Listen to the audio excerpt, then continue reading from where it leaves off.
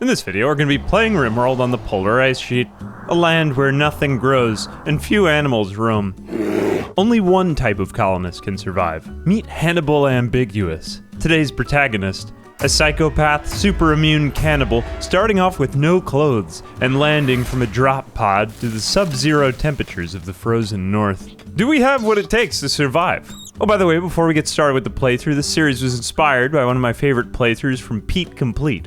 There'll be a link below if you ever want to check out his amazing ice sheet playthrough, and it's a great way to learn about the game. But without any further ado, let's begin the embarkment. Okay, we are just crash landing in from our drop pod, and it's time to meet our protagonist. It's Hannibal Ambiguous, everyone's favorite cannibal, of course. Let's just take a minute and zoom in and pause on his stats to just examine who he is. So he is, above all, a psychopath and a cannibal, but he also has super immunity. We'll see why later. That's a pretty important trait. Other than that, his skills are a little bit in combat, but mainly construction and mining, as well as a baseline level in cooking. We'll need that later on, potentially.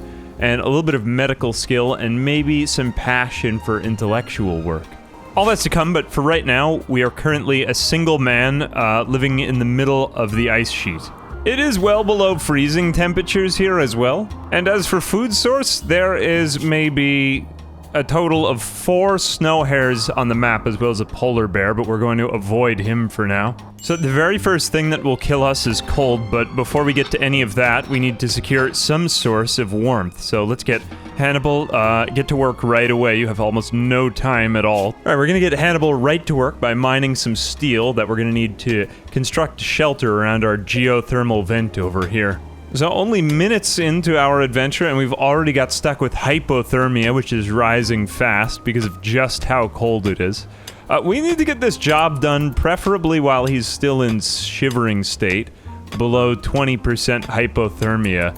And let's get to work on construction so that he doesn't botch it. Okay, so we've already reached 18% hypothermia, but we are ready to construct our door, which is very important because we truly want to avoid botching this construction before he gets to... There we go. A successful steel door constructed. Now we can just get to work on a little bit more of this, try to avoid botching while he's still now at minor hypothermia and rising. This has slowed his mining speed yet even more, and the snows have begun to fall as the temperature... actually, the temperature is rising, but we're still well below freezing. Good job, Hannibal. Everyone's rooting for you, Hannibal. Okay, get that steel out of there and get constructing on those last bits of wall. And he did botch one. That is why we were so careful to get our construction underway fast. And he's botched it again. We still believe in you, Hannibal. Alright, he's finally got it up. Now he's roofing it, and he can get under his shelter next. So outside of the shelter, it is 34 degrees. It has come up above freezing, but inside of the shelter, that number should go up to now 120, 140 degrees Fahrenheit. Okay, that is very hot in there. We're actually going to have to open the door. Or we could just stand in here and get heat stroke and hypothermia at once. Yeah, for right now, let's just let this hypothermia wear off, as it is dropping rather quickly. Alright, it's getting later into the evening now. It looks like Hannibal's mostly warmed up. He's still got a little bit of hypothermia just from mining out in the cold, but he's taking care of his immediate surroundings, and now it's time for bed. Now we've taken care of our number one need, the cold. We won't die of exposure, but the next need is gonna come up and surprise us in a second, and that's gonna be our need for food. We're malnourished, and we're already hungry. Okay, so it's time to wake up Hannibal in the middle of the night, and we're gonna take some of this steel and shape it into a club so that we can get some combat done. While these snow hares are still asleep outside, if we create a weapon, we can get the jump on them and hopefully a meal. Okay, and the club is completed. It's time to equip it, and now we're gonna go ahead and melee attack this hare outside. Hopefully we'll just get it in one hit. We have some melee skill. Okay, good, success! So we are getting the first inklings of malnutrition, but this corpse will have to do for now, so this is going to take our food from pretty much 0% to like 85%. And we've still got a few other snow hares left in the region, so we might as well just go ahead and attack them while it's still dawn and they're sleeping. Okay, and the second snow hare, we get a jump on it too. And back at our base, we're gonna go ahead and create a storage space to put just about everything for right now. We won't specialize these for a while. Alright, at last, we're finally starting to store some sort of food. We still have a couple more snow hares left in the region, so we're gonna go ahead and send Hannibal out to go fight them as well. Alright, and just a little bit more difficulty with the second snow hare. He did get to minor hypothermia, which made him weaker in combat. So we are going to have to do, let's just do a little bit of self-tend right now. Come on, Hannibal. Just patch up all of those snow hare bites. He's not getting very good tend quality, but he's not really going to need it. These are just minor bites. Hopefully they won't get infected. There's not really a lot of time for them to do so. But with all that done, that's 2 corpses now stored that we can eat for later on. Okay, and it looks like Hannibal's just about healed up with all of his wounds now. He does have some malnutrition, but that's just because he's been lying in bed and healing over the last 24 hours. Okay, we are fully healed, and now, yet again, hungry. It's time to go hunting for more snow hares. And with another bite, we've slain yet another snow hare. Now that's the last one left on the map. So Hannibal's beginning to go a little bit crazy, and we're going to have him mine out some more steel and build, over here, a horseshoe pin so that he can play around if he's feeling upset. Okay, 1 construction completed. We're starting to run out of food and, okay, a visitor. Or, honestly, quite possibly our meal. Our meal, because you have, relatively little melee combat experience. On the one hand, I am not a warlike individual. However, I am a hungry person. Venka has lower combat skill, a worse weapon for melee, and is wearing a very warm coat. I think you probably know just about as well as me what we're about to do here. So while we're still warm, we're going to go ahead and just... yeah, I'm going to attack Venka. Alright, so what do we have? Honestly... not a bad fight. We're winning. We're winning by quite a lot. We might even just give out here. No, we haven't actually broken any skin. Okay, then we still need to stay in the fight. This is the disadvantage of a club.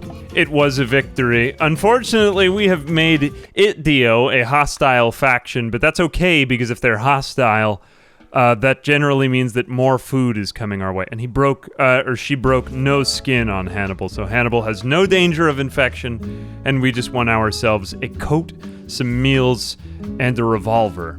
So above all, this means that we have conquered hypothermia. Now that we can take off these clothes from this corpse, let's just go ahead and grab these, wear those, wear this, wear these. They are tainted clothes, which Hannibal won't be very happy with, but now that we have a toque and a parka will keep us warm from the cold. So our comfortable temperature ranges from negative 34 Celsius, which is negative 29 Fahrenheit, to all the way up to 83 Fahrenheit, or 28 C. But before we can celebrate, we have to mine out more of the mountain over here. We need to find a place where we can actually store this corpse for the long term so that we can eat it. Alright, so Hannibal, now wearing all of these tainted clothes, has actually gone into a daze. This is a pretty decent mood break. It may last a while, but we kind of need this catharsis in order to keep going here, because there's a lot of work still to be done. And we can take this body and make it into more warm clothing. Alright, day 5 here, and it looks like Hannibal's finally starting to come around. Oh god. Unfortunately, during Hannibal's lapse of insanity, the polar bear has come along and eaten the meal. There's not really any other source of food on the map, so we're going to have to find some other way of dealing with this, and I think I know how. At last, Hannibal's returned to his senses, but unfortunately the polar bear has eaten some of my remaining food stockpiles, so the only thing left is the body of Venka. So on that note, let's haul back this body. This is the only remaining food in the region. We can also... let's equip the revolver, because that may come in handy in our next attempt to take the polar bear out. Let's go ahead and also just haul back the steel club. Now, I would prefer to not confront a polar bear on its own terms, so I'm thinking we create a machine to do so for us. Probably a trap. Most probably, if we confront the polar bear from about this angle, the death machine will fully destroy the destructive beast. Now, we do have a couple more visitors from Lancepact, which sounds oddly like a piece of IKEA furniture, but I would really prefer not to become enemies with these people because they're the only people left who still like us. I would prefer to have one trading partner. But it won't affect me if one of them dies by natural causes. So in the meantime, let's go ahead over here and just hunt down this polar bear. And we have wounded the bear. It's time to move up and hide among the people of the Lanza Pact. We've got it to line up with my trap. Okay, run, Hannibal. Do not go near the bear. Okay, allow the bear to be stepped between amongst thy visitors. Let's go over here and then we'll take shots at the bear. Oh no, unfortunately the bear is going directly for Hannibal. No, he's fine. Never mind. Oh wow, it didn't even take out any of the visitors. A little disappointing, but oh well, we got a bear out of it. That is a lot of meat, man. That will be weeks of food. We have very little for the members of Lanza Pact. I'm willing to part with my steel club, however, and do that perhaps in exchange for a bit of pemmican, I think is all I can take from them. All right, the pemmican is mine. Huzzah! Hannibal has survived and continues on in his industrious ways, mining out the mountain. Oh, with 2 corpses in our stockpile, I think we'll leave this door open. From here, the next concern is defense. What if we're attacked by raiders? And while on the one hand, I would greatly prefer to use a wall made of, say for example, stone chunks, I think instead we're going to use this one, which is made of steel for now.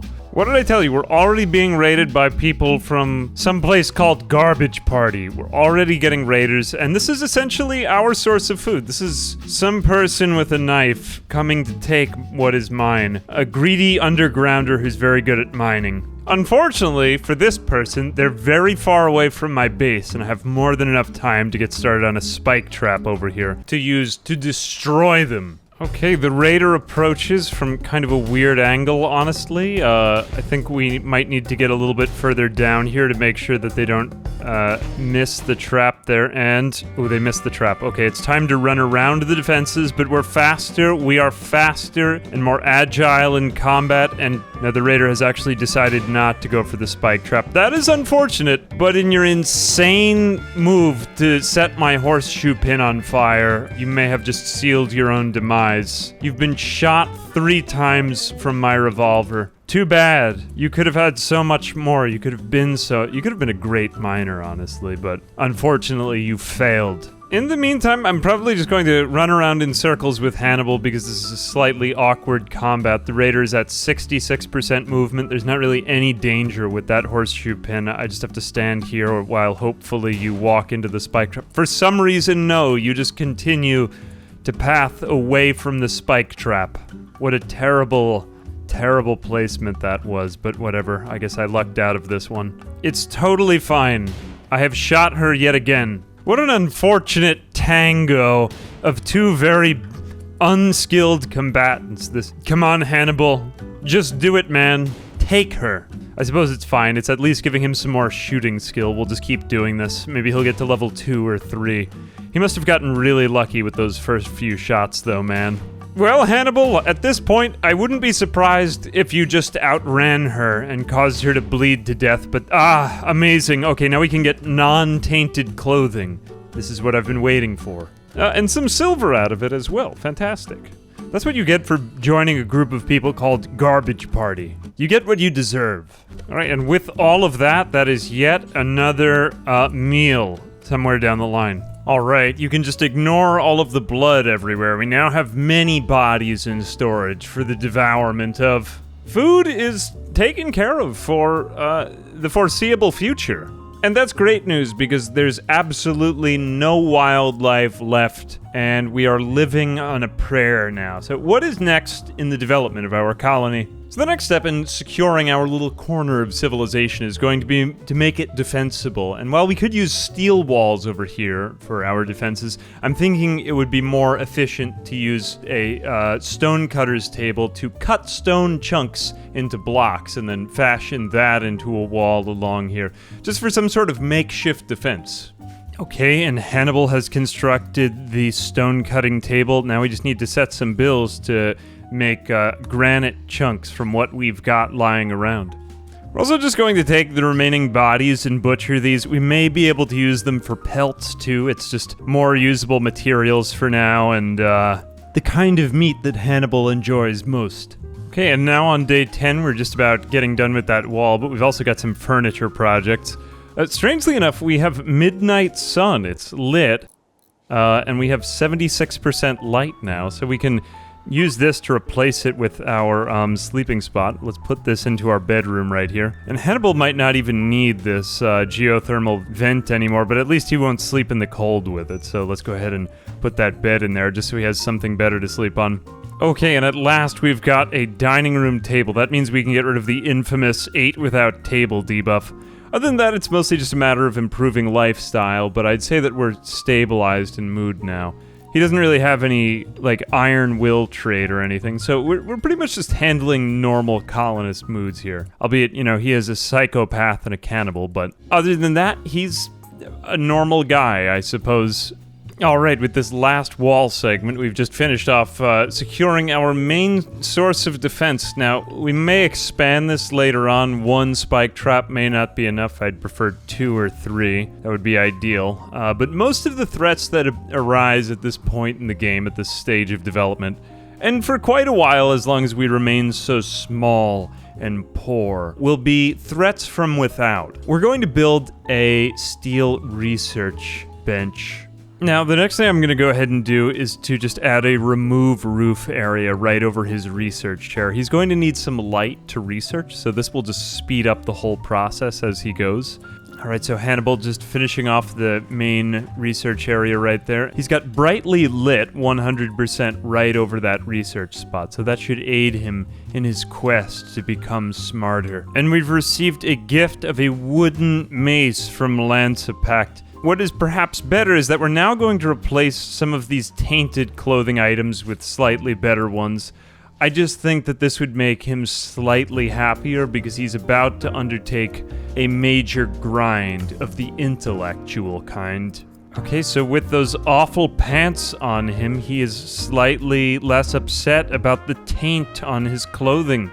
And he is not bothered by the human leather pants. This is disabled by psychopath, so he's basically immune to everything. The cannibalism trait is kind of carrying him along right here. Okay, and Hannibal has completed his last task of kind of immediate term concern. So now he goes on to researching, which actually I'd forgotten about this, but yeah, the minor passion will buff his mood by 8 as he completes all of his research. So that should keep him good and stable for most of this grind. Now, we need 700. So it's going to be kind of an ask to begin with because he just has no talent, but he will accelerate as he goes. I've also just noticed that up here in the north there's a lynx, yet another meal for us. We're actually just going to bring our spike trap with us and reinstall it somewhere. Okay, with the trap installed, we can just draft Hannibal and directly across from the lynx, just shoot at the lynx, and the lynx is moving. The lynx is not happy with being shot, but hopefully we'll just take it out before we even need the trap. There we go, we have angered the lynx. The lynx is very upset. Very upset is the lynx. I will remain by the spike trap, though. We have so many raw materials, and we don't really need any of them. The lynx must we didn't even need the spike trap. Hooray. The lynx is dead. Okay, and almost on cue, another raid from the garbage party. And it's just one man with a club. Now, what's going to happen since we're so poor is that they're just going to continue sending really bad raids at us. Like one guy with a revolver, one guy with a club. This is just what happens when you're alone. Do it right, Hannibal. Alright, I'm going to have to walk across the map to my spike trap. Oh, he's just attacking my base, the dingus. Never mind. I was a little out of time for that, but we've already shot this man. He's already in pain. What have we done? He has asthma, so he's already moving slower. Amazing. Wow, we aren't even going to have to walk him over to my spike trap. This is so great. Wow. And he has such a great looking bag, too. Let's grab that. Alright, let's strip. Alright, yet another victory. Blood for the blood god. And yet another one. A transport pod crashed. See, this is why it's so advantageous to be a cannibal in the Arctic, is the game just keeps sending you people out of the sky. Coog Hoggy Squog. A pigskin. But what gear are you wearing? You are wearing a parka. I would cross the map for you. I would do that. Right, now we have no more tainted clothing. Huzzah, the good day has come. Alright, now that is a parka with my name on it. I will force myself to wear that. You can just take out you. Now, unfortunately, we can't really get any more experience from this, but yeah, this is meals for a few more weeks. Okay, with all of the most immediate threats taken care of, it's now time to get back to research. So this is going to be slow, steady going at first, but we're going to need hydroponics as well as probably a battery. Food just keeps arriving, man. And there he goes. If nothing else, they keep bringing me clothes. Alright, we've now managed a 2-tiered defense structure, and what is he doing? He's doing more stone block cutting. We have a good reserve of stone block cutting, but in the meantime, now we have plenty of room in our defenses where we can just kind of cozy up and study. It is strangely cozy here now. The other thing, too, if you can believe it, this is actually the warm season at negative. Whatever way you look at it, we're below 0, but it's about to get a lot more below 0 soon. We've got a couple of pressing matters on our hands. I mean, we will always be able to lean on the warmth of the geothermal vent, but at the same time, we're gonna need something a little bit warmer from here on out. So in the meantime, we start leveling up our intellectual. Alright, after only a couple more days, Hannibal's finally getting to intellectual level 4. It's mostly just gaining these first few levels. The speed of research doesn't really pick up until he gets to those levels. So fortunately, he does have a passion in that, so that's going to bring him slightly faster progress. Hopefully hydroponics, then batteries, and we'll decide what's next from there. Alright, and Hannibal's caught a plague, but this is where his super immunity comes in handy. We should be over this pretty quickly. A manhunter pack of snow hares?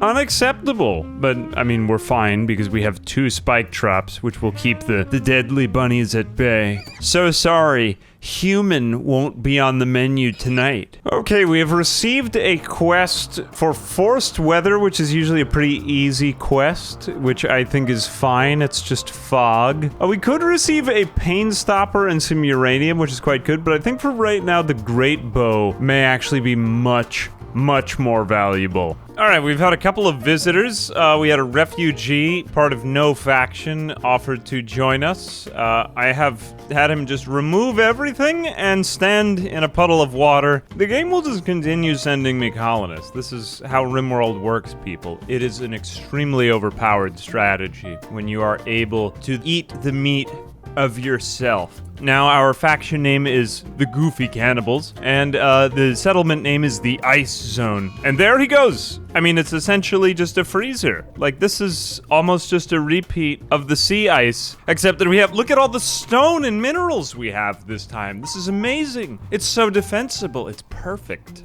in every way. Look at the temperature. It is negative 68 degrees Fahrenheit. This is crazy. I mean, this is too cold even for me. Perhaps this is the lot of man. So much time spent alone in a room yields progress, pushes forth the means and powers of our human race for one man's sacrifice of time, will, and sweat. And we need batteries. Once we have this, which this research is much easier, we can get our wind-powered battery system going, and then use that in order to power the sun lamp and the heaters required for a hydroponics area. That is the beating heart of our colony. Okay, at last we are coming to the end of the research on batteries. We have intellectual level 9, which means we're researching at a better speed, but research speed factor is still 52% because it's not the ideal room for completing research, if you haven't noticed. The next step is going to be to establish power, maybe get some source of light going. I will start this there, because that sits nicely against the cliff. Okay, I have sketched out the general layout of our planting zones. This is going to sustain some warm area for plants. We're going to need a double wall, as well as a very well-locked entrance. Resource-intensive process. Okay, so I'm thinking that most of my colony is just going to be very cold and indoors. So you want to get the power somewhere it's just going to have nothing to do with the rest of your colony. I'm thinking most of our storerooms and stockpiles and things like that will go in here. They're going to go under mountain. For now, this will have to do. You know, I hadn't noticed it till now because the last time we actually didn't have this overlay, the temperature heat overlay, but you can kind of see what's actually going on in the geothermal vent room, and it's kind of cool to see it in real time. I wish I had shown that earlier, but yeah, you can see as it spews heat. It pews the heat out of the earth, but it is quite cool. Okay, we're just completing work on the wind turbine, the incredible wind turbine, which still a couple things to move out of the way there, but that is generating power now. And with a battery now, we are storing power and generating heat. This is amazing stuff. We are almost connected to the sun lamp. This should be going off soon. Off for plant resting period. Okay, yeah, so we are at kind of later on in the day. It's very dark here right now, so it's hard to tell when it is. Let's just get him off of steel right there, because the next thing we need to do is just insulate this area. Man cannot live on bread alone, but it begs the question, can man live on man alone? That is to say. So I think it's into the bin with you. Which is really too bad, you know, like people just keep getting sent. And I think it's food for the soul. Well, tonight we feast on fava beans and Chianti. Okay, and we're finally getting probably the last necessary raid from of course, the garbage party. We're about to get our planting set up, but I just felt that this was a moment of great achievement and excitement, because this is probably the last person that I will need. The last one, hopefully, because I am beginning to enter the state of malnourishment, and that is not good. 51 Fahrenheit, yeah, we can grow rice again. Now, nothing has died, but I got these ready. 280% growth rate, and we're already at 36% grown. So if we can enclose this and then get the heat on it, we will feast upon rice. Okay, and now, my friends, once we get this area roofed up, the dog days are done. Well, more like the snow hair days, because that's all we ate. We now have a roofed plant room. This is incredible and one of the greatest things that you can do in the Arctic. So now, look at the amazing temperature in this room. It's already 44 Fahrenheit. Let's just double wall this thing in because this is the beating heart of our new compound. And right in time, we just barely, we're definitely going to need to manage the power here better, but it is 69 degrees Fahrenheit. It is totally livable right here. We are going to just need to get this rice out because it is starting to die. Okay, we have essentially established the beating heart of our colony. I mean, if what we had before with the steam geyser was somewhat of a wellspring, now this is the real fountain of life. I mean, we do depend upon our technology, so solar flares aside, we're good. So, I mean, although we've been good at establishing the colony, now it's time to keep an eye out for that second colonist, that elusive other. Wait, before any of that, Flynn has offered to join. A 45-year-old scout named Flynn. I feel like there's a pun in there somewhere, but let's just ignore that and go on. He is hiding from a hostile machine persona, whom he recently awoke. This is serious stuff. Okay, enter the cold zone. Psychic suppression will reduce the consciousness of all males. I'm okay with that. I'm willing to accept lower consciousness. For a little while. Not forever, but, you know, that's fine. Welcome.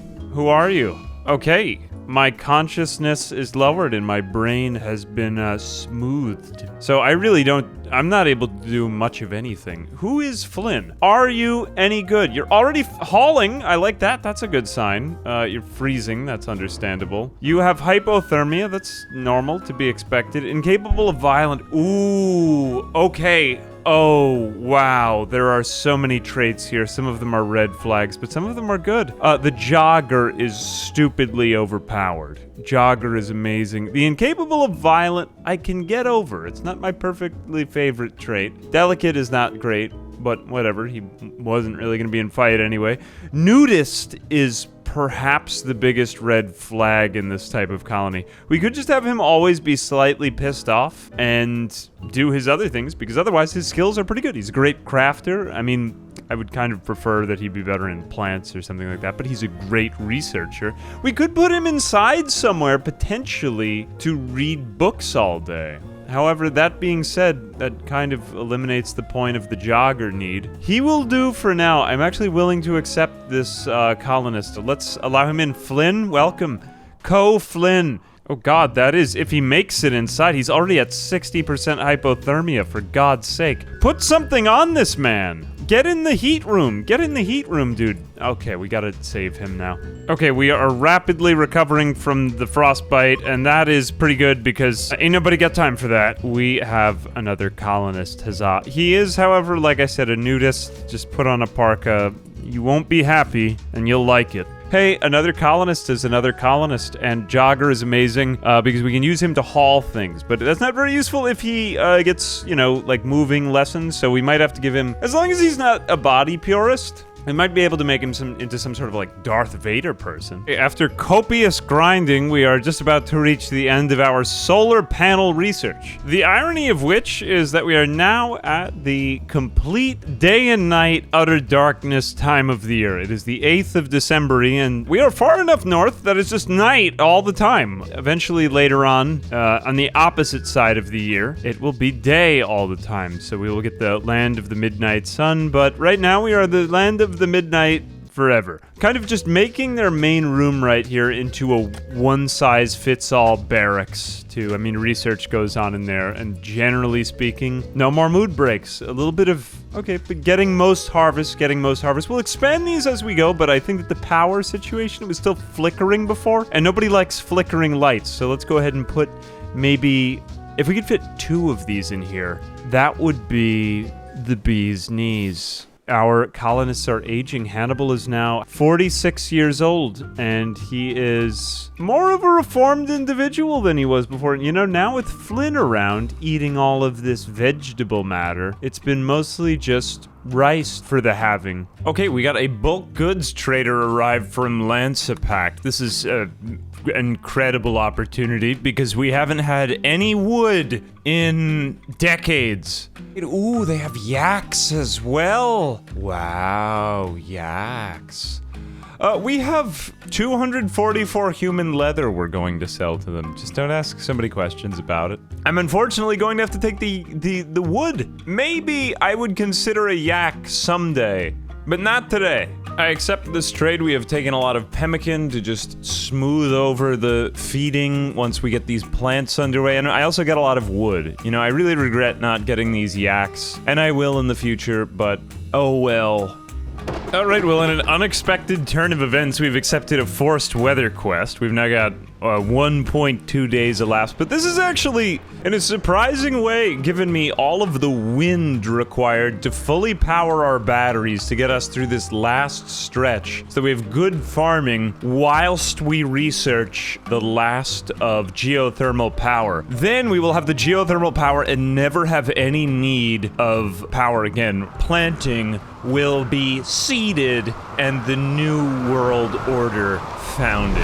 And now, folks, we've done it. I am proud to say that we have achieved geothermal power, that we are now indefinitely good on power. So we can expand our planting operation until we have a massive surplus. This is the path of upward mobility. Okay, the next area I'm going to clear out is going to be the refrigerator. So here under mountain, we're going to have plenty of space to keep everything cold so that mega spiders don't infest us eventually. Anyway, that's the idea. Okay, we've now outlined the location of our geothermal generator. The problem here is I wish I had built this planting up maybe one more square, but things start to kind of solidify over time. We can always go back and slightly adjust things when our colony's a lot more efficient, but for right now, I think this is fine. Okay, the next change I'm going to make is to just add auto doors. It's just kind of slow to keep watching them go through these heavy marble doors, so I'm making these granite auto doors. I might not really need them to be granite here, but I prefer very strong auto doors, and these will just help them get in and out much faster because the main variable here is time. We just need time. Perhaps the fate of man is not set in stone, but eked into greater fortune through the crafting of ingenuity, metal, steam, and the harnessing of Mother Earth in all her richness. Now we've created the second sun, the very heat center of our embarkment. Okay, we have another raid from some sort of cat person, or whatever it is, NG the engineer. Wow, okay. I am going to stand at the ready and shoot at you, and hopefully you will submit, unlike the last ones, because it's actually a decent colonist. Submit, and revoke your ways of tyranny, maybe you will see it my way. I think I have one more. Oh god, they always just die. So much for that. Okay, and now the next step is we're going to be getting microelectronics. So everything is pretty much fully automated. I've tried to just speed up all the processes, and now I've brought back steel even so I can just pave concrete here. We have passed the point of survival and barely clawing along. Unfortunately, a lot of the story really is there. But now what remains is self-actualization. Floors concreted.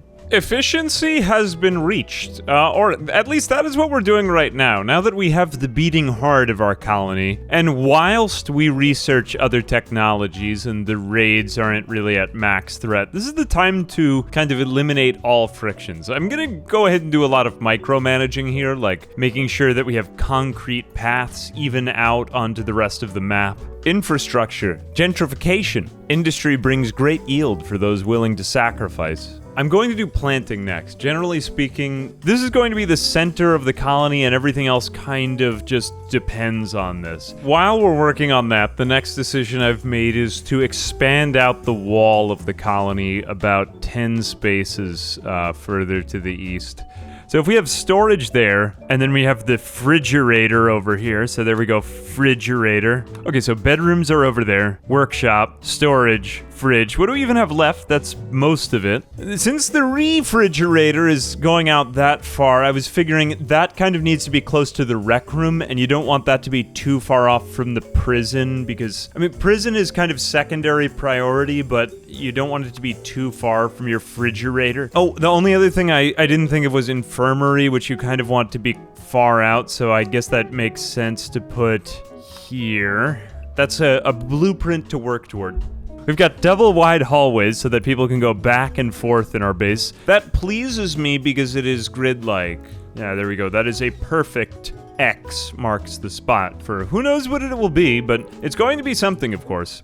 Okay, a desperate refugee named Gaka is approaching. He claims to have been chased from his home by a vengeful ex-lover. No joke at all. Permission to stay at the cold zone for 10 days so he can rest and regroup. May join us. There is a low male drone. That is not so amazing, but, you know, maybe we can make this man happy. And if not, then maybe we can capture him. He is a planter. This guy could potentially be our planting person. So let's go ahead and give this guy a bed. We want to make a good impression because this guy actually looks like he could be decent. He is a body modder, but that doesn't really make a huge difference here. We have another bed for Gaka. I think that's about all that we have. But life is pretty decent here. I mean, it's good enough, really, is about all it is. Okay, we are being raided. Oh, he's unwaveringly loyal. That's too bad. Never mind. Die. You deserve this. Oh, there he goes. He's totally fine. What do you know? All right, well, then let's take him out the old-fashioned way. Die. Pay for your crimes.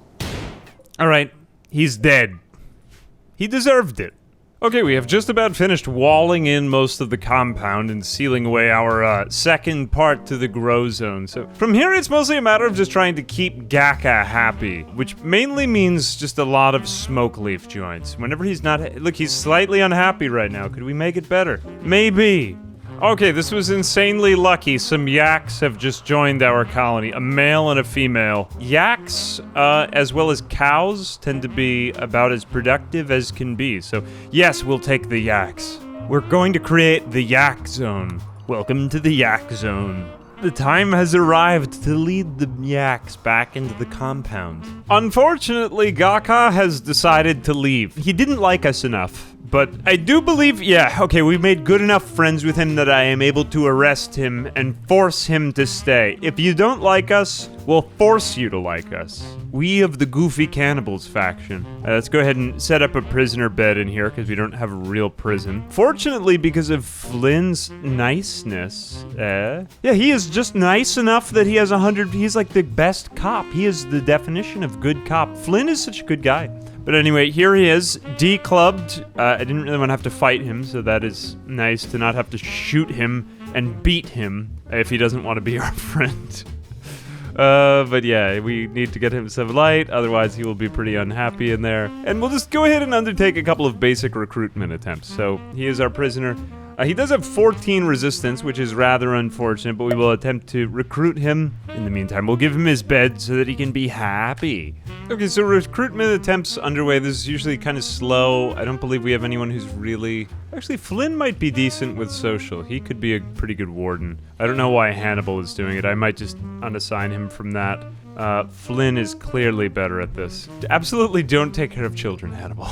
Incredible happenings have transpired. So first off, the yaks have gotten frostbite, so I brought them inside where it is much warmer. And they are far better for wear, except that now they just kind of leave their marks on everything. They just poop on the ground, as well as they eat the plants, so it remains to be seen whether it's even worth it to keep these yaks. Probably more females than males because of their milk fullness, which is sort of like a tuition that these yaks pay.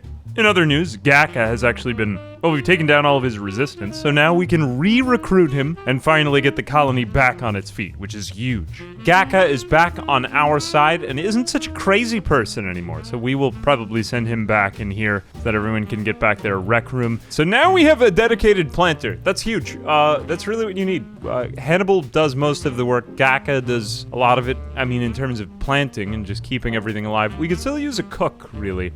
Okay, I know this will be sad, but honestly, I think I'm just going to kill the yaks because they eat far too many crops and I just don't think we're keeping up on rice production. See, like if I leave them outside, they can't even withstand the harsh cold. They are weak. I will take their lives. They've had good yak lives until now. Kill these yaks! These yaks keep requesting to join. What is this? Death to the yaks. Okay, now that the grow zones are really, really solid and up and running, I think the next thing we want to move on to with this base, because we've got power, we've got planting, we've got our cooking down. This is still sort of a mess. We've still got the beginnings of a rec room. That'll come along. We've got the prison, but that's kind of a later thing. And research is kind of a higher consideration. It's going to take some time to get to. So I'm thinking that the next thing we want to do is get together our workshops and our stockpile. So this will go over here, but we need to insulate this better. Otherwise, everyone's fingers will be cold when they're trying to, knit a sweater or something, and it will slow down the process. So naturally, insulation is the key here. Okay, we also have a loner named Nox. Well, let's go ahead and see him. They'll be disturbed if we leave him, but, roll the dice. He is a fast walker, which is a great trait all around. Chemical interest isn't my favorite one, because they can get addicted to them. He doesn't already have one, does he? No. Wimp is pretty bad. It's pretty bad. But you know what? It's fine because he's mainly going to be a shooter. So this guy could be like a military colonist. And also like pretty good at hauling, which is fine. As well as planting is good. Planting is good. There's always a lot of labor to go around with planting. Makar Knox, welcome to the colony. There he goes in all of his glory. It's not that much glory, but it's better than nothing. Well, my friends, I hate to say it, but this day has finally come. Everything is beginning to get worse. The raiders are arriving now in greater numbers now that we're set up and wealthier. You can see that our money is climbing. So we're going to need to start to think more about the defenses themselves. We must fall back and defend the wall. We are firing. We are having a shoot-off. Just take out one more of them to make them flee. Good. Okay, now he's afraid. Who are you? And are you any good at anything? You are not really the one I wanted the most. Good shooting, though. Okay, you I would like to keep alive. You are dead, and you are dead. Okay, we will save Rinnick. Female, age 38, scavenger gunner, waster of garbage party. All right, we will just shoot you for the practice. You probably won't make it off the map anyway. All right, save her. We need to create some sort of prison cell because right now we just don't have any. I didn't anticipate this yet, but we're going to build just the worst prison cell I've ever had. She should be fine. Okay, so she is totally dependent on Psychite, which is pretty annoying, but that takes 60 days, so that's a long time. I think that's fine. I'm not sure there's any way to get rid of it, but the colonist herself is quite good. The quick sleeper and steadfast is nice. And also, that's a melee colonist. You really do need those. It's underrated, man. And if not, then we just lose her. Okay, long have we awaited this day, and I think it's time to recruit Rinnick, who is now at 0 resistance. Nothing is left to change in the mind of this prisoner. But yeah, here comes Flynn. He is pretty good with social. Yes! Oh, yes! Yes, baby. Rinnick is ours. Alright, so Rinnick is basically a melee colonist, quick sleeper, steadfast. This makes her great. Very first thing, smoke a leaf. Also a decent researcher, which synergizes with quick sleeper. I mean, more time to grind. That's fine. Oh, and you're going to sleep on the floor. That's fine. You don't have to do that. We do have a bed for you. We are fairly efficient, though, now. Look at us. Double walls. Energy area. Very nice. Planting area. Very nice. Fridge. Aerator. Very nice. Stockpile. Very nice. Rec room is still kind of coming along. Actually, almost everything is still kind of coming along. At long last, we're finally getting to, like, clothing production, so everyone's not, you know, walking around in rags, as it were. Along with that, I'm trying to get rid of all of these under-mountain tiles. These are a hazard when it comes to dealing with bugs, infestations, and other undesirable circumstances. Okay, I've finally done it.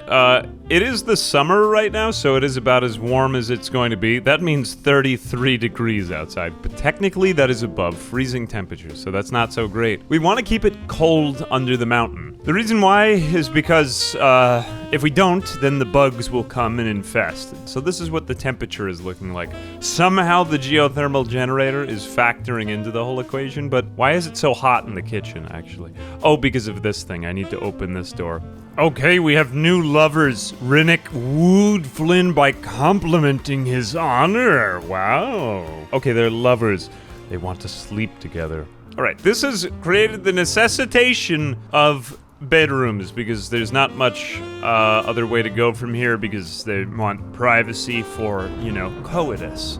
This is the new bedroom plan, although we will not do most of this for quite some time, just because that is quite a lot of marble to be using. But the idea here is that I needed to change the layout because bedrooms are important to keep kind of warm, because you sleep in them. Let's start maybe there. Alright, we've now got a copious amount of steel, so I'm thinking that it would be better to just speed up some of these workflows. Now that we're spending so much time hauling stone chunks back and forth, we might as well get some tool cabinets here. See, 106% I am speed. I like this part, the optimizing. It's starting to look nice and square. Okay, the next set of tasks that kind of has a hold on me is really getting a more robust defense system. We're getting like 4 to 5 raiders now when people come. The next policy that I am enacting is just better clothing. We're getting people out of ratty apparel because their expectations are rising, so we're going 51 to 100 hit points for everything. When they wake up, they should sort this out themselves.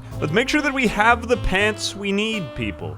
Okay, we've had Toxic Fallout. This is one of my favorite events because I actually do know how to manage this quite well. We just have to roof everything. It's an awkward event because people will not be able to go outside for quite some time. But we're going to roof in practically the entire compound. We have reached the point in this colony when I'm done putting out fires. There's no more crap to go get out there.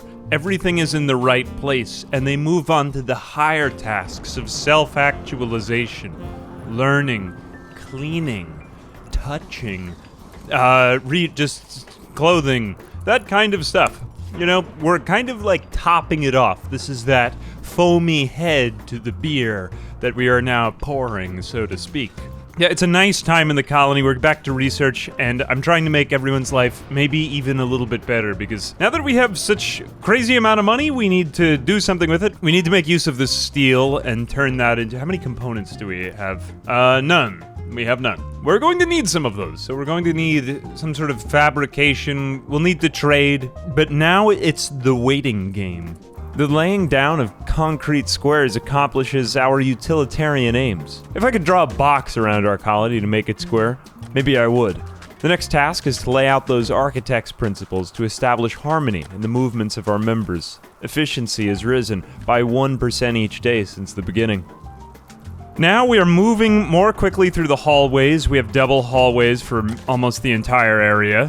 Good, it looks good. garbage party and its evil-doing people have returned. This time we're just basically taking our raiders' weapons. Although these raids are starting to scale. What do you have? A machine pistol? Of what quality is that? Poor quality. See, it's not even really good. Okay, good auto pistol is something. You have a mace. You're not very good with it, though. They always give the wrong weapons to everyone. Oh well, this is where it behooves us to have some sort of shooting platform where we can, you know, make a fallback point. With one auto door, that's a bit of an ask, but I think we will get started somewhere around here. Okay, they are now undertaking their dreaded assault. We can hopefully pick off a couple of them, though. We need to keep training our shooting here. So we will shoot this man! Shoot him! Maybe the ranged people too. Oh, you got Nox. Alright, yeah, go back to the allowed area. We do have a rather hefty trap hallway in here, though. We'll have to take them from within the base after this. And there's a grenade. Run! Run, it's tox gas. Right, we're fine. I mean, we're not fine, but it's alright, whatever. The toxic buildup will build character. Rescue him. Ah! Otherwise, though, what is going on with these people?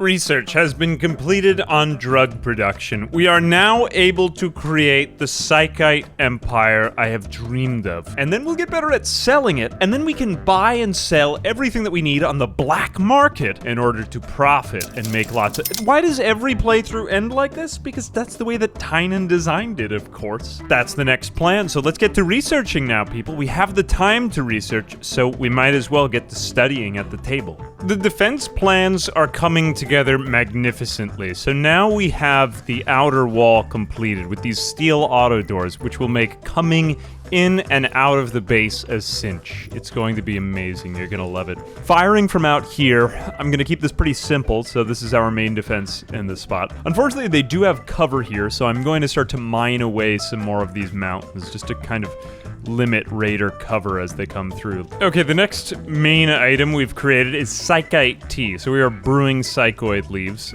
We don't need to have tons of this on hand. It is useful, but it's not the most profitable one. We need maybe 18 of these on hand. That's fine. This is... Maybe this is a bit much of me, mood below 40%, but this is generally what I do, 40, 30, yeah. I think the only change I'm going to make here is Rinnick is a waster, so it actually has a dependency, and doesn't seem to have any issue with this. Okay, there we go, Psychite tea, but that's fine. Oh, and we have a Mechanoid cluster somewhere. Not very close, though, so whatever, we'll just leave it there. It's always interesting what happens with these. The day has come when I can deny it no longer. The goofy cannibals must go to war because we have an electromagnetic interference beam being shot at us. So we really have a few other choices here. We just have to kind of go in at the mechs and destroy them at their source. This is a risk. Don't get it twisted. But if we can get in some pot shots against these miserable people, then we will see a better tomorrow for it. But let's stay the hell away from that turret. So yeah, we don't want to get in range of that thing. This is going to be a nightmare to deal with this, but I want to get the Scorcher first because he could just basically one-shot all of us. Yeah, there they go. Okay, he is exposed. Take him, destroy him. I mean, we may not have anything armor-piercing, but it's just one. Guten Tag. All right. Don't really want to deal with the laser turret right now, so is there anything else we can do? You just stand your butt over there. Okay, that is within range. That is acceptable. Now, this does take longer, mind you, but at the same time, it might be totally fine to just have an auto turret sitting here. But at the same time, you know, like, this does give us much-needed components, which we need to, well, we need to handle those. Just give it a second. Yeah, we're going to smelt this guy down. Oh, no, we actually need to disassemble him. Yeah, we're gonna need an assembly table, but all good stuff maybe means more components, which is the main thing holding us back now, as it ever has been in Rimworld. And the EMI Dynamo is no more. The forces of good have won the day. Go home! Oh wait, no, he's stunned. Just get in there for like 2 seconds and shoot him. I mean it. Not him, whatever, but the same difference. Oh, actually, very cash money. I love that sound. We should be able to just use this for free power as well as, I believe, light, right? So let's just go ahead and reinstall this in our base. It's basically just a free power source. It is worthwhile when you play by the rules, you know? So let's put that in, and also a mech node, useful for, I believe, light, right? Yeah, some light. Okay, we will reinstall that back at our base. Oh, marriage is on. Flynn told Rinnick that he wants to spend his life with her. Well, he already was anyway, but she agreed, and now they're engaged. Okay, we have a transport pod crash. Reclusive child. How could the child be reclusive? He's only arriving at a transport pod. He somehow has survived. He's not affiliated with anyone, and he's very good. Oh, I thought he was 79 years old. No, 19 isn't really a child anymore. That's like a young adult. But this is a very ugly crafter. Staggeringly ugly. His face looks like a cross between a drawing by an untalented... We will perform plastic surgery in order to improve his life. It's available. I think it may be worth it for the crafting, just because double passion in crafting, as well as double melee, is pretty good, so... You will join us, Juan. You are allowed in our faction base for the night. Let me save this young man. Whoops, no, don't capture him. I will just rescue. If he wishes to stay by his own volition, we'll consider it, but if not, we will consider the encapturement. Juan has decided to leave. Juan is under arrest now. No leaving. That's against the law. We will send the friendliest of our men to arrest you so that you don't resist. Look at his fine mustache. I bet it won't look as fine in jail. I mean, it will still look fine because, you know, we won't mistreat him, but yeah. I mean, nothing wrong with him. Like, a brawler? Staggeringly ugly, maybe. That can make it hard to make social relationship. But, you know, crafting on fire. I think it's worth it. It's a good trait. Now, many a winter has passed here, but today we tame that last impalpable monster, the gnawing cold at our doorstep since the moment we crash-landed. Time to seal in our base, shut out, and control the chill of the frozen north, locking it down once and for all. We just have to take the roof off of this section. They accidentally roofed in this area, but what I'm going to do now is this area and this area will... Who's fighting? Okay, fine, whatever. People are creating enemies. Okay, no one has lost anything from the fight. Behave. Whatever, we are insulating ourselves because it is, again, negative 53 degrees outside. That's cold. We need to keep it warm, man. It's 28 and, I'm gonna have to use this geothermal generator to get something going. 'Cause it's just too damn cold. Just too damn cold. We have just uncovered a special area in our very own refrigerator, which happens to be just an entire hollow area up here. I guess I was gonna run into this at some point or another. Not really my favorite thing to encounter, because this leaves us very exposed on one side, but, you know, we weren't gonna let all that mountain go untouched, so. It may lead to future opportunities / annoyances, but, you know, I mean, it is a lot of unroofed area to build in, which could be useful for more bedrooms / something else. And we do have this nice chunk of wall that still exists here. So unless if they mine through that, we can still use our old defenses, but it might be a good access way.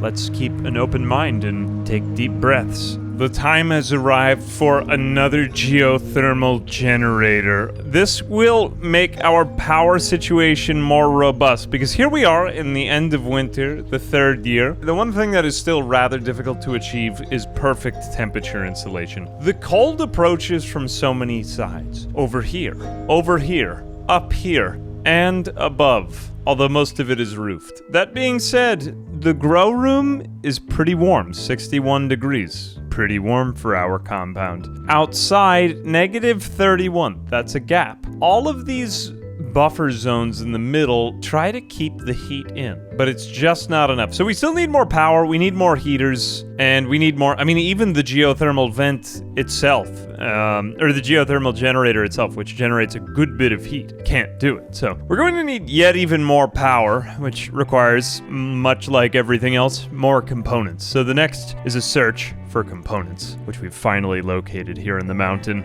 At last, after lots of research, microelectronics is ours. So from here, it is probably a multi-analyzer, but we have to do machining first. Before that, we need smithing, as it turns out, so there's quite a lot of research to be done here. But the point is this, now we should be able to do the trading of the things. And this will take place this really just anywhere. I guess we'll put it into the storage room, and then we're going to need a trade beacon. One around all of our goods, and then one where we wish to receive the goods. This is good enough for me, and that's good enough for you, because you don't get to decide. I'm the one making the decisions in this playthrough, so we'll put that right about there. And then maybe we'll put some other sort of storage room around here. We'll make this into a big stockpile zone. This is a nice thing to have. Very, very nice. Let's put maybe a wall thusly. And that's good enough for me. We'll end up putting a door in there or something. I find this to be a satisfying conclusion. And then we'll be able to trade with outer space. Can you even believe it? The marriage has been had between Flynn and Rinnick. Joy abounds. We have just powered up our Orbital Trade beacon, which now will allow us, as soon as we power up our comms console as well, we can use that to trade with orbital traders and beam things into our colony. So let's go ahead and see. We don't actually have anybody hovering overhead, but we can call other people. Most other people hate us, but, you know, it is what it is. Let's go ahead and try, like, prank calling these people. Oh, we need goodwill. Oh, well. We don't have goodwill with anyone. Yeah, we got no friends. For now, we'll just wait for people to float overhead in space. We now have access to the primary money-making Breaking Bad scheme of Rimworld. So we're just going to create tons of flake. Just loads of flake. Hundreds, thousands, millions of flake. And that will be useful for trading. I've made that an important priority over here. And then we trade and we make lots of money. At last, the Flake Production has begun, and it's getting moved into the trading area. And this is honestly quite unfortunate. We're going to need to stock up on weaponry because we're going to need to defend ourselves. This is going to cause our wealth to skyrocket. Skyrocket. It will be massive. We're going to need just a little bit more rice. I think we've actually lowered on rice. We'll rebalance this, but eventually this will give us enough money to get a whole second thing of planters. It's really just the components that we need, because I've found components all over the map, but it's always just a search. Okay, we already have it. Exactly the thing I want. A combat supplier known as Aardvark Incorporated. I guess that LLC name wasn't taken. They are a combat supplier. They are not affiliated. Of course not. Aardvark Incorporated. Who would they associate with anyway? Flynn, I think, is our best socialist. Socializer. Incredible deals. We can sell so much flake for so many components. It's amazing. It should be illegal. The deals we're getting, they're too good. We don't even deserve them anymore. Let's use this to buy lots of expensive and dangerous weaponry and sell all of our crap. Uranium kid helmet, who needs that? At last, we've undertaken the first orbital trade with a combat supplier here floating overhead. We got rid of all of the flake we've produced, so this is going to take a lot more psychoid leaves, but we'll have lots of these to trade with. The point is this, that is going to allow us to get more of these fantastic components, which are just difficult to locate at this point, and that becomes the toss-up in every Rimworld playthrough, so we're going to use that, get an infirmary going, and also some actual weapons. Now we can devote some resources to research, which is amazing. We also have an offer of someone named Squirrel. That's right, Squirrel, who will join if we are forced to take Fog. Now, this is kind of a giveaway event, so I think I'm going to do it. Fog is totally fine. I mean, what? We don't get sunlight, but we're not really sunlight dependent anymore. Here comes the forced weather. Woo, forced weather. Let's go over to Squirrel. Now, who are you? You are not bad. Wow. Great memory, cannibal, and fast learner. I mean, this is less important now. But, you know, crazy stuff. You're good at everything, and you are an amazing colonist, and you're only 16. Jeez, man. Okay, she's really good. And she's good at crafting and construction as well. Yes, you are very, very much hired. Join us. Join us. Squirrel. Squirrel. Okay, so I'm doing a quick temperature overlay for the colony. We have reached spring, and we are out of the winter. The winter is basically just a deep freeze. It is impossible. It gets to be negative 70 out, so that's 80 degrees lower. Just to put that into perspective, right now it's 11 degrees outside. So it is still very, very much cold. But at this time of year, it actually becomes livable in the hallways. Now, what we're trying to do is keep this entire area green, but we're still kind of making our way into here because we just don't have as many heaters and as much we can do for this yet. This is the main important room, but basically we're good for spring and summer now, but for winter and fall, or fall and winter, yeah, we need to handle that still, but we need more money. Pew, we are advancing into the future. The high-tech research bench has been constructed, which is essentially a time machine to better technology, because heretofore we have been stuck with these limited regular boy steel and wooden research benches, but look at how quickly we can think now about new ideas, machining, gunsmithing, and all the things that lay beyond. Soon this will contribute to our defenses, because right now we have been essentially just a giant economic machine. We finally got even more planting going now with hops in our grow room, where hopefully we'll make some beer sooner or later. We've got all kinds of irrelevant quests here going on, but soon, my friends, we will enter the future. Okay, we have researched machining, which now leads us to, let's get some moisture pumps so that we can actually get an infirmary up and running over here. Then we'll get sterile materials, as well as multi-analyzer. There's a lot to be done, but we still have a pool of water right here, which is kind of bothering me. Now we can start deconstructing mechs and make them into more steel for our base, so we can start recycling even more materials. Okay, now with moisture pumps, we can start to absorb all of the remaining water in this lake over here. So I believe this is under, yeah, here we go, miscellaneous. So it's gonna take a little while, but it's gonna build out from the radius. So I guess we'll just put it right about there. That should get all the water in a moment. Let's just connect that to our power grid, and it should take probably no more than that. We will wait on that for a little while. Okay, so it won't be any time in the very near future, but in one season we'll get like 2 spaces away from this, and gradually over the next year or so this will just absorb all of the moisture in here, and then I believe we can move this into other places. We won't have to leave this here, but yeah, this is gonna be our infirmary room, so we want to dry this out and make it habitable for that. Okay, we've just unlocked sterile materials, which is gonna be better for keeping this research room clean. It gets a slight bonus if it is clean. It's gonna take a while though, because it requires a lot of silver, but in good time this should be done. Okay, we are just finishing work on fermenting barrels in our brewery over here so that we can keep our colonists ultra stable at all times. Now that we have beer, flake, not flake, psychite tea. I would prefer to use that, or smoke leaf, if worst comes to worst. But we will create wort. If wort comes to wort, I should probably say. Now, this being had, we are soothed. Our needs are met. The Eye of Sauron, so to speak, shifts its focus to the creation of guns. We need self-defense now, so blowback operation, gas operation, and precision rifling are next. As well as might do hospital beds and multi-analyzer. Yeah, basically just anything that can, number one, first and foremost, defend us, and then second most, save us if we should get hurt. Now we do have a well-kept temperature area in the infirmary. We may want to get some sort of sterile cleanliness about this room, because that would be very important. You don't want people going crazy in the infirmary. It may also position some psychite tea tactically near our infirmary too, just because sometimes when people are in the infirmary, they're in so much pain that they go crazy, so you want to try to prevent them from really going off the edge, but neither here nor there. It's time to fall back behind the walls, for today, a manhunting pack of Arctic foxes. Yes, that's right. Arctic foxes have decided that this is to be our last day on Earth. Although I do have a wall, so we can just safely ignore them and stay inside until they kind of calm down. There they go, just sacrificing themselves, all for the sake of their insane, deluded anger. There they go, one by one, somehow pathing into the wall.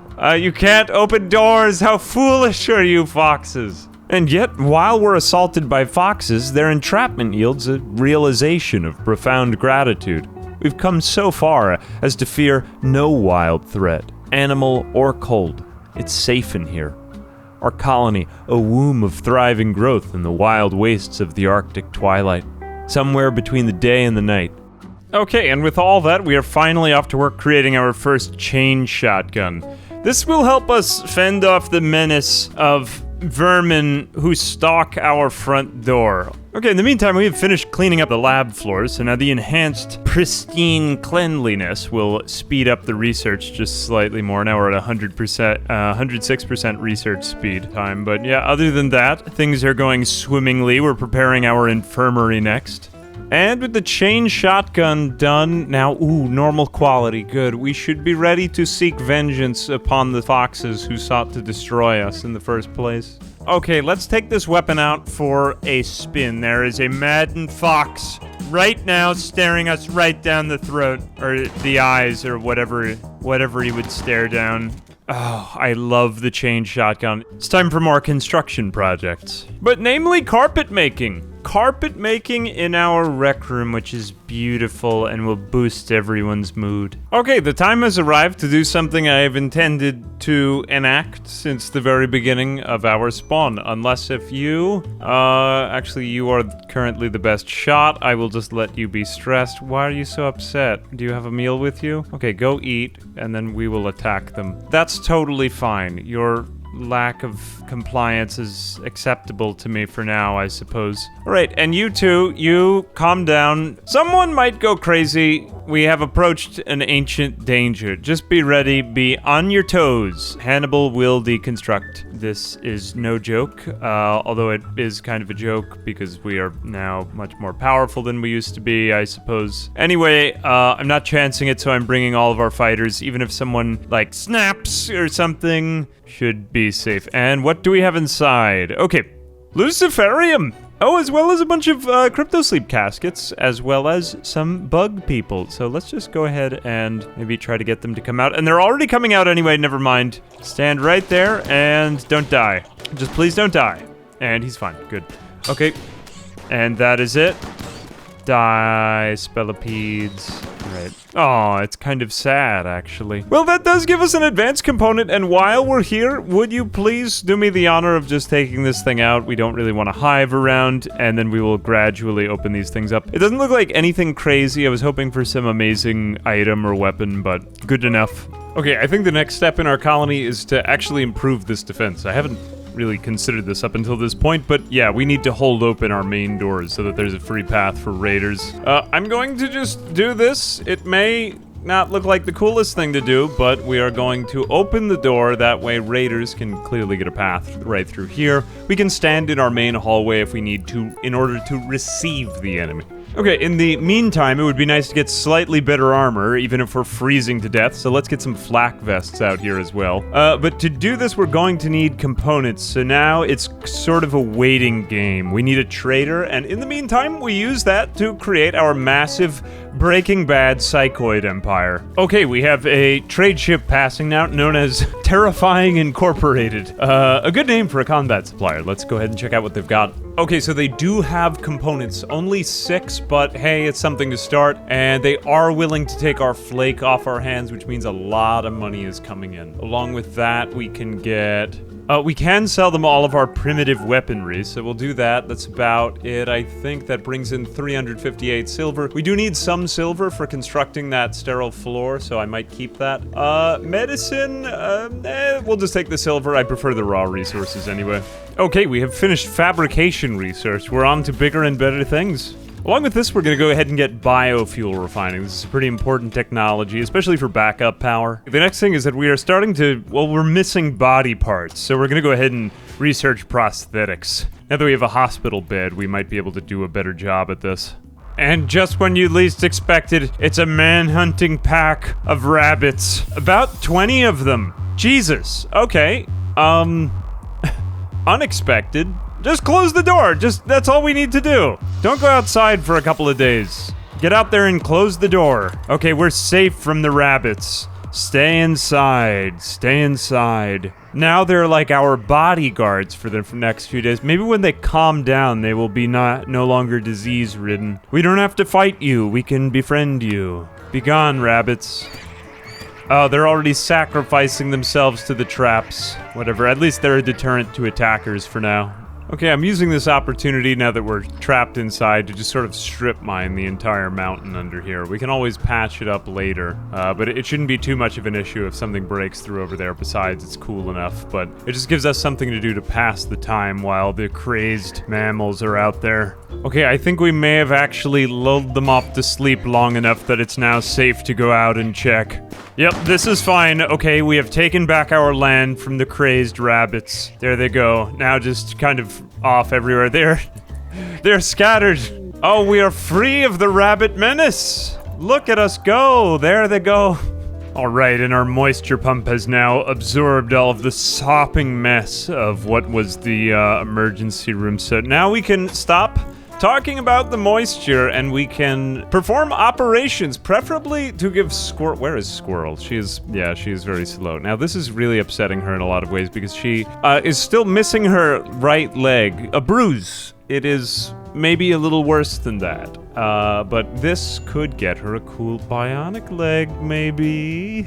Okay, we finally got a bulk goods trader, Ludmilla Travelers, right? Not really maybe the best name, but they do deal in what I need. And at last, we can offload so much of our flake now to get just more basic stuff we need. Just so limited here in the Arctic. We still have a little bit more to give, but what to take is the question. All right, I have offloaded all of the goods that we can produce, and I have just ordered tons of things that we can't make. Stuff like, well, I can't really get plasteel, but steel, we just have a finite amount of it, as well as components. I mean, we can make anything that requires plant matter, but we just need the hard stuff, man. Okay, and that is enough to get us up a vitals monitor, because next we're going to be doing some operations, and Squirrel has just been very inefficient, so we want to get her speed up. It's just making every single task take longer. Okay, with all that, I just want to take out one more security measure in case we get drop podded in on. This is the most kind of central area of the base where we can just get a turret looking back and forth in case if anybody needs help and needs to duck out of a corner. All right, and now we have bionic replacements. This means we can get to work on that operation. All right, all of this means that we're up to the fabrication bench, and now we're on to the beginning of the late game, really. Okay, we are mining deeper into the mountain and now finding more components buried underneath. This is more or less what I'm talking about. The Arctic wolf is now hunting squirrel, and we are getting a mechanoid cluster landing too. But yeah, people keep coming after her because she is slow and we need to make her faster. Oh no, some travelers have awoken the mechs. Honestly, more of a deterrent than anything else. We just won't mine over there. I don't care about this part of the map. Oh, and they took out a bunch of them too. Great, good job. Sorry about your deaths. We have yet another trader, this time for exotic goods, and they have what we need. Okay, cool. We've got the exotic goods trader, and that means we can make a prosthetic leg. 15 plasteel, and that should be 4 advanced components. We need the other ones that we picked up from trade. All right, that's a lot of work, but it's all in time for the operation. Make sure you get the right leg. We don't want to install... Now you have one. We took off your good leg. It was the right leg. The right leg. Make sure you do that one. All right, Squirrel is in position, and now we can do the operation. Unfortunately, our best doctor is not very good. It's Hannibal, but good luck.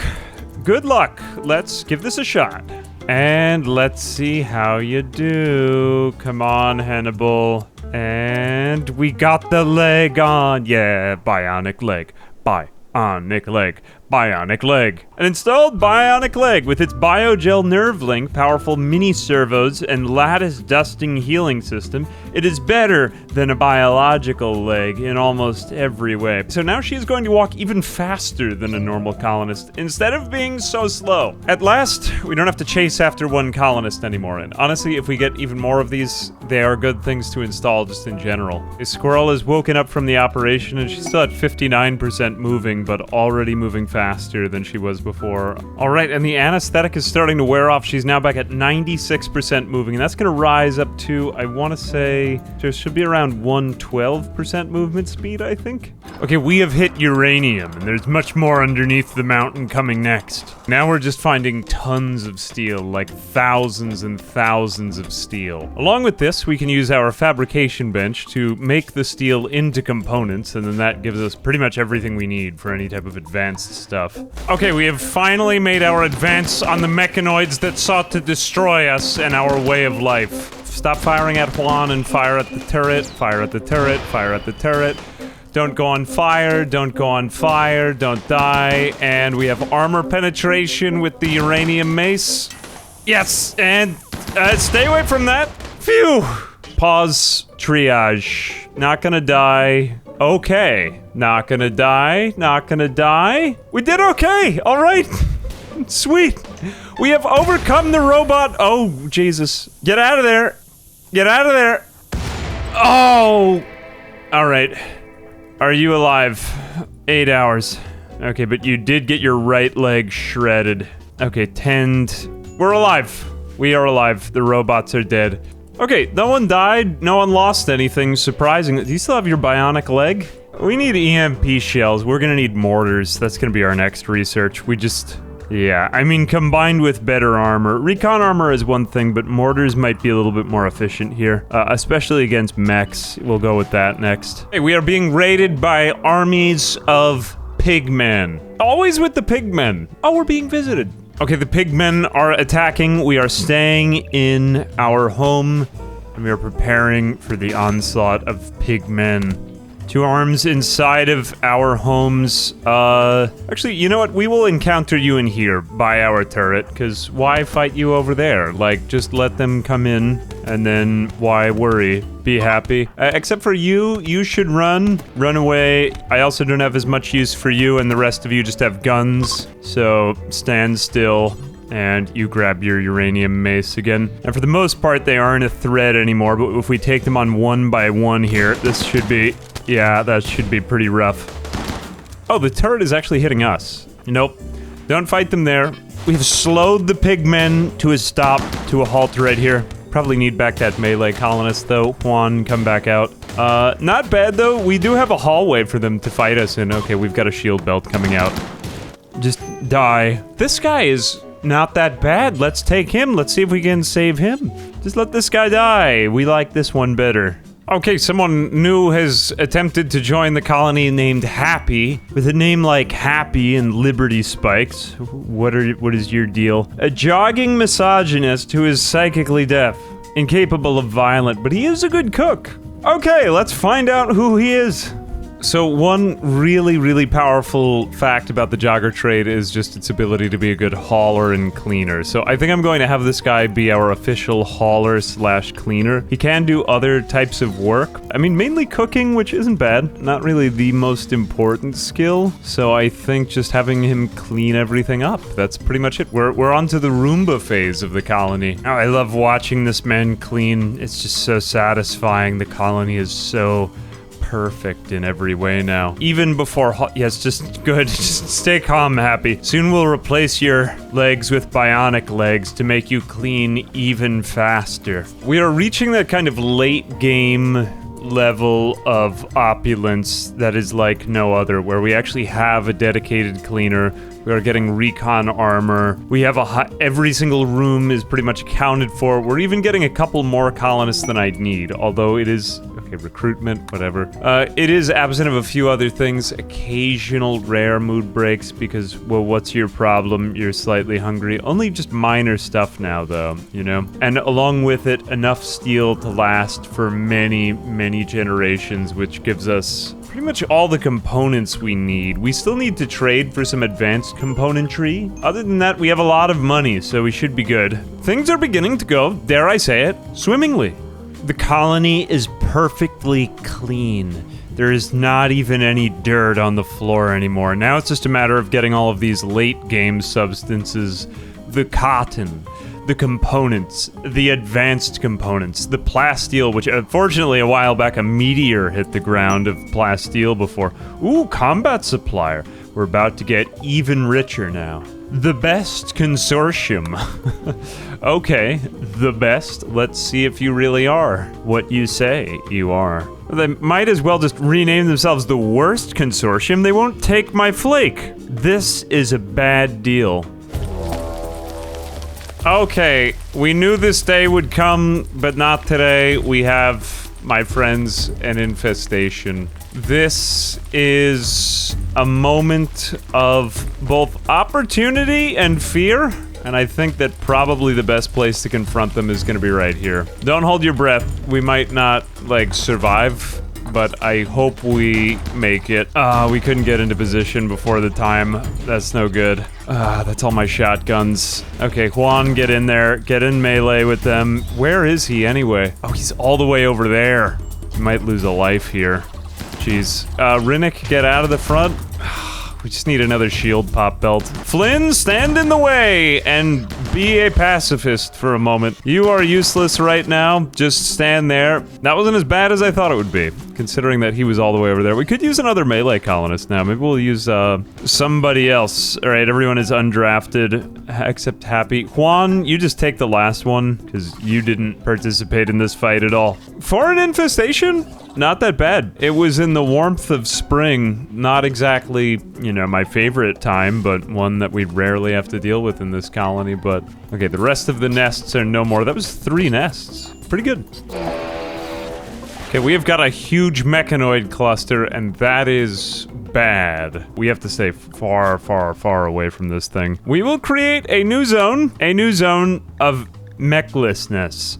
Let's just call it the safe place. Do not approach in this area. And we finally have our first full set of recon armor. We're on our way to gear that is potentially maybe even more useful or expensive than the lives of our colonists, that is to say. Does this still insulate? Okay, it still insulates them, like, enough. We could do better with marine armor, and we probably will, but this is the first of the next wave of armors. The Mechanoids have awoken. Not very good. We need to expand. You know, we just aren't even gonna go to that side of the map anymore. There's a little bit of steel, but, oh well, they're going to blot out the sun, and I don't want to go over there. We will shrink the allowed zone over to, let's say, just don't go that way. Don't go that way at all. Alright, half of the map is inaccessible. Someone else will deal with it later on, and that's okay by me. That's totally fine. Look, we've found steel under the mountain. We didn't even need it over there. And now alongside all that, we have marine armor, which is the greatest non-tech print armor in the game. We won't be spending time getting tech prints, at least for now. The marine armor has at last been made. Let's get Juan to wear that, because he is the melee guy. Somebody else can take the recon armor. But now we've got 2 sets. This is pretty serious stuff. It's gonna make him slower, so maybe not really as well advised right now. Maybe we'll just save it for combat, but even so, a great feat to have achieved. Marine armor. The mechs have taken a visitor as their first victim, or victims. We've really reached late game now, though. We have 2 vitals monitors on 2 hospital beds in our hospital. We've even got sculptures going up in the hospital in a moment. The last thing is to really just get a very robust and strong military, so we're getting a mortar ready so that we can just shell the mechs from far away. Eventually we'll have better infantry, but for right now I'd rather not deal with it on foot. A centipede is nothing to laugh about. Okay, I have reached almost total self-actualization. I am ready now to purchase lots of gold from a trader. He's going to give me 227 gold, which should carry us for a good long time. And all we need to do is give him all of our flake and beer, and I think that's just perfect in every way. Yeah, we are rich again. They're coming through with the goods. It's time to fight the mechs, but indirectly I would much prefer right here. So we're gonna go use our mortars to send some HE shells with Nox, who's our best shooter, who will hopefully be on target. Sir, do better. Otherwise we'll get a pool table so that you can practice your sleight of hand until you are slightly better. Maybe we should just set a different target in here. No, you know, I'll give you another chance. Okay, dude. There, it is on target now. Okay, that did actually a good deal of damage. Getting a good shooter on a mortar, though, has got to be worth its weight in gold, man. That's just free kills for us. It also costs only steel and chem fuel, and we have practically infinite chem fuel, as much as we need, based on our rice. And steel is it's just kind of coming out of the earth right now, so this is as many shots as we need. At last, the ultimate test. The most formidable of foes has arrived at our doorstep, unabated by the cold or any natural force. But an hour of testing of the soul comes with it an opportunity. Donning of our war gear to claim our lodging from the most advanced among threats. Okay, we're getting ready, we're getting into position. You stand there, and you stand there. You're going to hit him, and you're all going to go out there, and you'll go there. Okay, hit him, stun him. It's only a centipede, people. We have uranium maces and EMP shells. Okay, we are good, yes. Just overwhelm him in melee combat if you can't do anything else. And stun for another 7 seconds. We have defeated a centipede. Fair and square. Square and fair. So from here on out, it doesn't really make any sense to take out this mech cluster. We're pretty much fine without this entire half of the map. Eventually, when I'm really rich in resources, I might do something about it. Although, for right now, it's just not too much of a problem. It is there, it is actually defending us from raids, and I'm fine with that. Alright, so up until this point we've been unable to hit the mech cluster by direct means of fire. Other than mortars, well, mortars are indirect, but now we have managed to get this technology for a uranium slug turret, which is going down now, and I've rebuilt the wall so that they can't actually see me constructing it. But once we take down the wall, we will be able to shoot them with our slug turrets, and then have quite a good long-range defense from our front yard. So at last, here goes nothing. We've got the turret going up, and we're about to finish it. And once we power that thing, we will just take down these actually three wall segments, and we will be shooting at the enemy. Okay, now we are shooting at them, and I think we'll win this firefight. Uranium slug turret versus Mechanoid mini cannon. Although we are going through uranium, and I don't like using tons of uranium, but hey, it's actually hitting stuff outside of its range, which is pretty cool. Okay, and we did manage to get a hit in. It took off 55%, so 2 hits from the slug turret should be enough.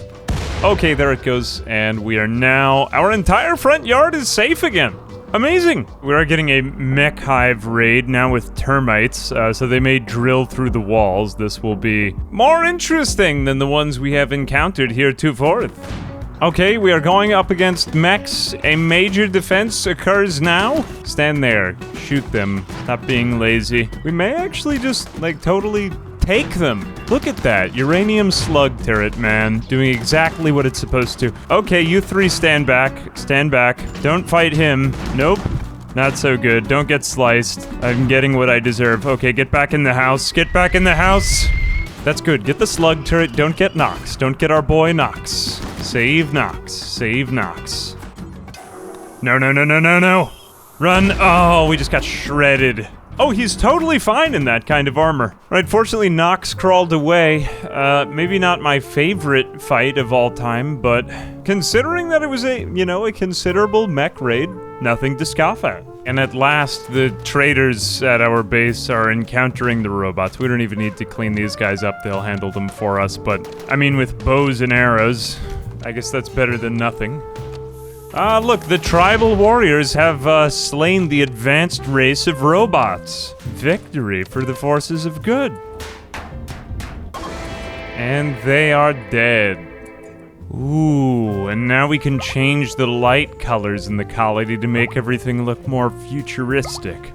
This we will do. We finally have an excellent pool table.